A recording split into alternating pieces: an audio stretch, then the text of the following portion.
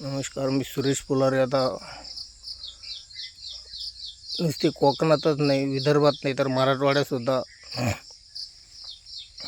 फणसाची लागवड होऊ शकते. आम्ही 5-7 वर्षापूर्वी एक फणस खाल्ल्यानंतर त्याच्या बीपासून रोपं तयार केले होते.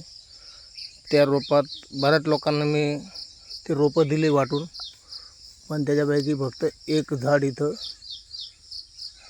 आलेलं आहे. लोकांनी त्याची काळजी घेतली नाही म्हणून काही ते संपले, पण हे व्यवस्थित याला पाणी बिणी मिळाल्यामुळं हे झाड चांगलं मोठं झालं आणि याला आज 17 फणस लागलेले आहे. आता एक फणस ते 500-700 रुपयाचं आहे, म्हणजे जसं 7,500-8,000 रुपयाचं एक झाड होतं.